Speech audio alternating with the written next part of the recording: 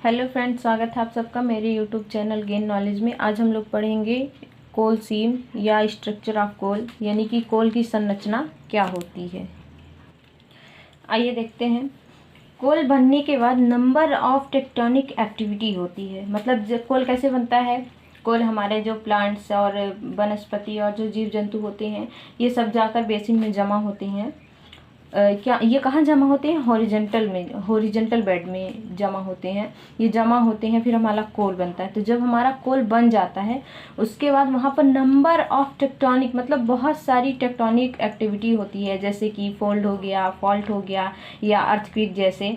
तो ये जब ये इनकी मूवमेंट होती है, तो हमारा जो कोल के बेड में जब ये मूवमेंट होती है, तो हमारे जो हॉरिजॉन्टल बेड होती है, उसमें कई प्रकार की संरचनाएं बनती हैं, स्ट्रक्चर बनता है, जिसे कोल सीम कहा जाता है।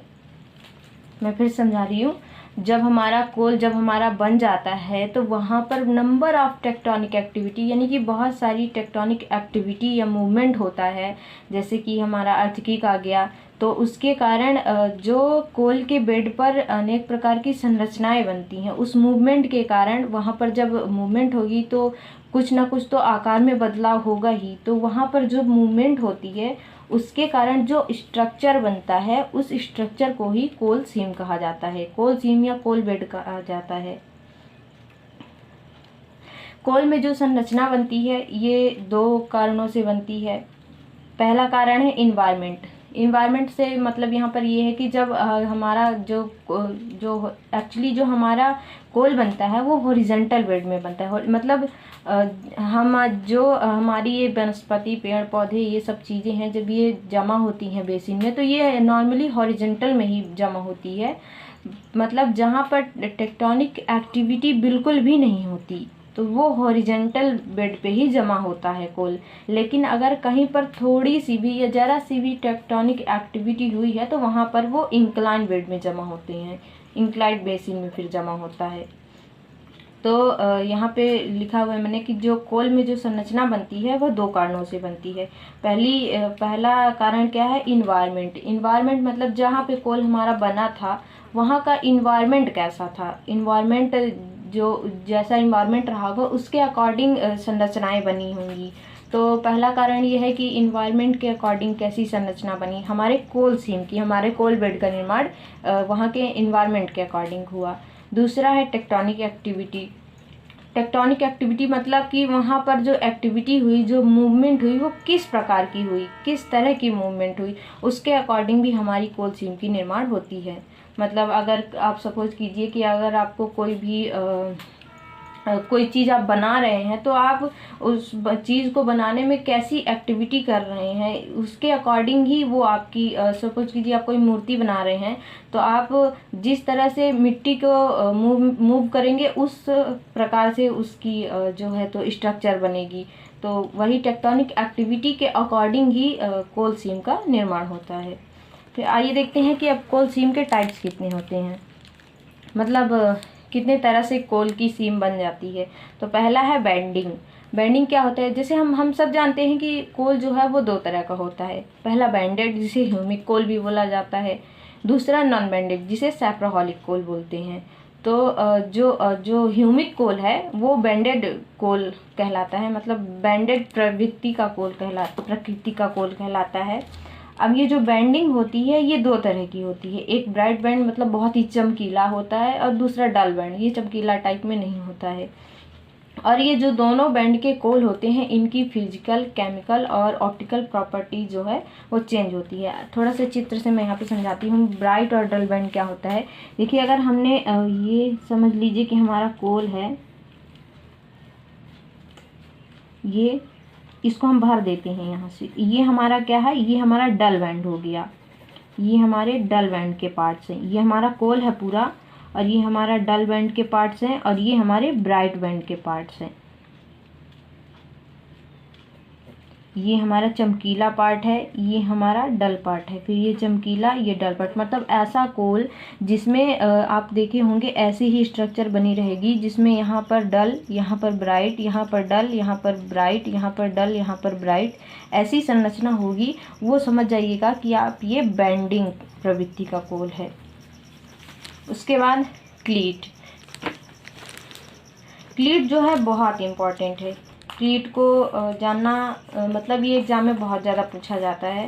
क्लीट क्या होता है देखते हैं। जिस कोल के सीम में 3 जॉइंट्स होता है, यानी कि कोल की ऐसी संरचना जहाँ पर 3 जॉइंट होते हैं, मतलब ऐसी संरचना जहाँ पे जो 3 जॉइंट होते हैं उसको क्लीट्स बोला जाता है।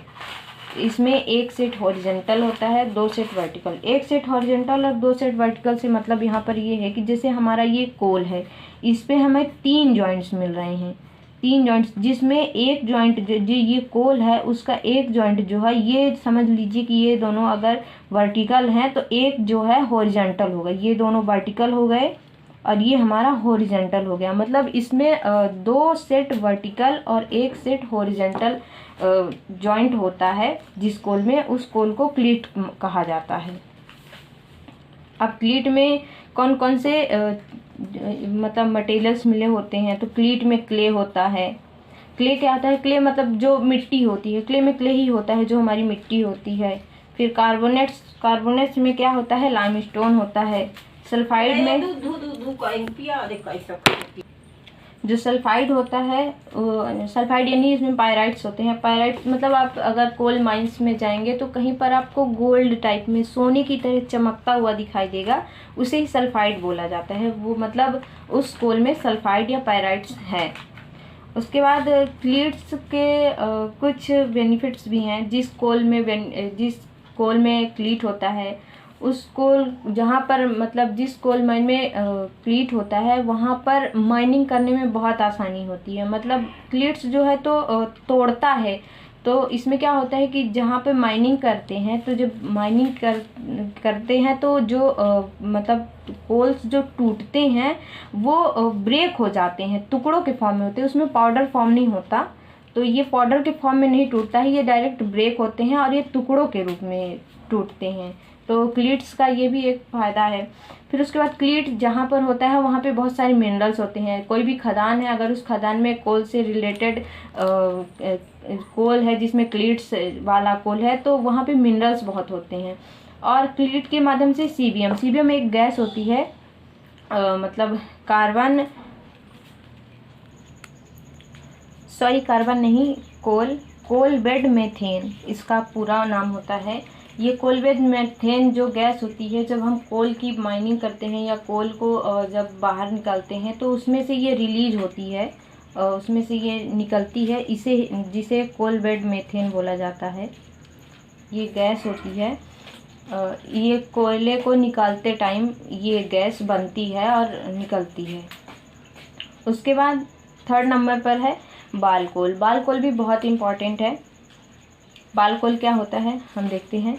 बाल कोल जो है मतलब ऐसा कोल जो राउंडेड शेप में या सिलेंड्रिकल शेप में होता है, यानी कि जो हमें सर्कुलर शेप में फंसा हुआ मिलता है कोल्स के बीच में, जो गोल आकृति का होता है। और ये जो बाल कोल है ये हॉरिजेंटल बेड में इम्बेडेड होता है, यानी कि जो हमारा कोल सीम है जो हॉरिजेंटल बेड में जमा रहता है, वहाँ पर ये हॉरिजेंटल बेड में इम्बेडेड होता है। बिकॉज क्योंकि ये राउंडेड होता है, गोल शेप का होता है, इसलिए ये इम्बेडेड होता है हॉरिजेंटल बेड में। तो बाल कोल किसे कहते हैं? जो राउंडेड शेप या सिलेंड्रिकल या सर्कुलर शेप का होता है और हॉरिजेंटल बेड में इम्बेडेड होता है, उसे वाल कोल कहा जाता है। अब देखते हैं वाल कोल की ओरिजिन। वाल कोल आखिर बनता कैसे है? क्योंकि हॉरिजेंटली ये बेड में जमा होते हैं, तो ये राउंड शेप में कैसे हो गए? तो इसकी ओरिजिन ये है कि जब कोल जो है तो जब कोल बना तो ये एक्चुअली क्या है, ये जो वाल कोल होता है ये सिर्फ और सिर्फ इसमें 100% कोल होता है, इसमें कोई दूसरा भी इंग्रेडिएंट या मटेरियल मिक्स नहीं होता है। तो ये जो वाल कोल होती है फर्स्टली ये प्योर एकदम से कोल से बना होता है।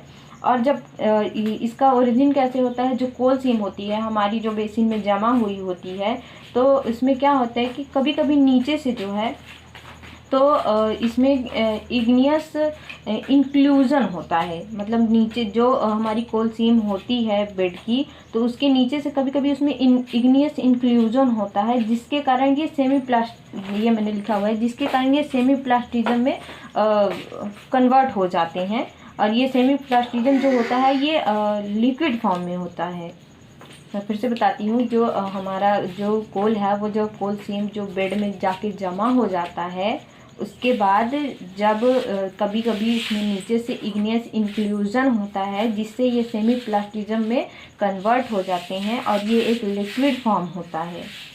और जब फिर इसमें ये धीरे धीरे ठंडा होता है, तो जहाँ तक मतलब जैसे कि हम ये हमारा कोई भी बेसिन है, यहाँ पे हमने कोल जमा किया है, जब नीचे से इग्नियस इंक्लूजन होगा तो जहाँ तक जितने जितने एरिया तक इसका इफेक्ट पड़ेगा, उतने तक के एरिया का ये लिक्विड फॉर्म में मतलब कन्वर्ट हो जाता है।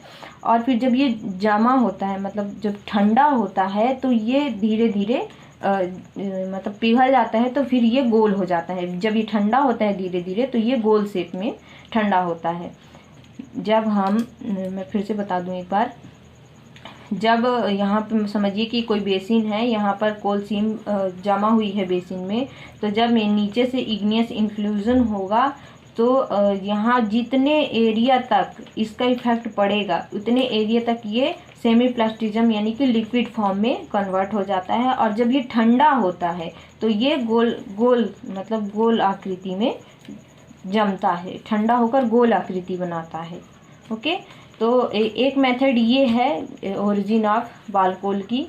दूसरी मेथड क्या है, बेसिन से मतलब कि दूसरी मेथड में ये बोला गया है कि जो हमारे जो कोल सीम का निर्माण जिनका हो चुका है, मतलब जो कोल बन चुका है, वो एक बेसिन से जब दूसरे बेसिन में आते हैं बाय नदियों से बहकर, तो वो जब लुढ़कते हैं तो उनके कारण इनका शेप जो है गोल हो जाता है। मतलब सपोज करिए कि अगर आप कोई भी पत्थर डाल रहे हैं और उसको बार बार मतलब ऊपर से लेके नीचे तक लुढ़का रहे हैं, फिसला रहे हैं, मतलब वो सब यही कि नदियों में बह के जा रहा है, तो वो एक राउंड शेप में आ जाता है। तो इसके कारण भी कहते हैं कि जो कोल है वो बॉल होता है, राउंड शेप का होता है। तो नदियों जब एक बेसिन से दूसरे बेसिन में जाता है, तो नदियों से वो जो बहकर जाता है, तो वो उसके कारण इसका जो शेप है वो गोल हो जाता है।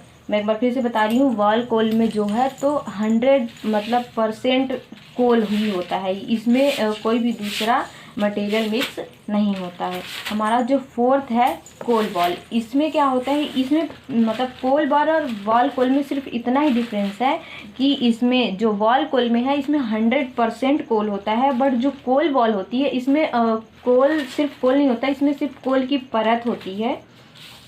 और ये एकदम से कोल इसमें नहीं होता है, इसके अंदर जो है तो इनऑर्गेनिक मटेरियल, फॉसिल फ्यूल्स या फॉसिल पाए जाते हैं, मतलब जो हमारे वनस्पति जीव जंतु जिनसे ये सब चीज़ें बनी थी, इनके मटेरियल्स पाए जाते हैं, तो उसे कोल बॉल बोला जाता है। कोल बॉल मैं फिर से बताती हूँ कि कोल बॉल के बाहरी आवरण जो है वो कोल से बना होता है, लेकिन जो उसके अंदर इनऑर्गेनिक मटेरियल और फॉसिल मटेरियल जो है भरा होता है। फॉसिल मटेरियल में क्या क्या होता है, कार्बोनेट, मतलब इनकी परसेंटेज मैंने नोट कर रखा है, तो कार्बोनेट का परसेंटेज 49 to 91% होता है, मतलब ये मेजर अमाउंट में होता है। उसके बाद मैग्नीशियम कितने होता है, 4.4 to 3% होता है। आयरन जो है 1 to 12% होता है। पायराइट जो है 1 to 3% होता है। और सिलिका जो है 2.4 to 5% होता है। आई होप आपको समझ आ रहा होगा। थर्ड एंड लास्ट है आई कोल। आई कोल मतलब जब हम आई कोल को समझाते हैं, जब हम कोल को तोड़ते हैं, यानी इसको तोड़ते हैं, तो उसमें जो फ्रैक्चर होता है वो इलिप्टिकल फ्रैक्चर होता है। इलिप्टिकल मतलब हमारी आँखों के समान जो उसमें फ्रैक्चर होता है। जब कोल को तोड़ेंगे तो उसमें जो फ्रैक्चर होगा वो इलिप्टिकल फ्रैक्चर होगा, इसलिए इसे आई कोल कहा जाता है। और ये आई कोल जो है वो रानीगंज झारिया जो हमारी कोल फील्ड है, झारखंड में उसमें पाया जाता है। और ये लगभग मतलब जो वाल कोल है ये भी रानीगंज झारिया में ही पाया जाता है। ये 15 इंच के लगभग, जो वाल कोल है वो 15 इंच के लगभग पाया जाता है, और ये जो आई कोल है ये समथिंग 3 या 4 इंच के लगभग पाया जाता है। ओके फ्रेंड्स, आज की वीडियो में हमने पढ़ा कोल सीम और types of coal seam. I hope आपको वीडियो पसंद आया हो। अगर आपको वीडियो पसंद आई हो तो वीडियो को लाइक, चैनल को सब्सक्राइब ज़रूर करें। ओके, मिलते हैं नेक्स्ट वीडियो में।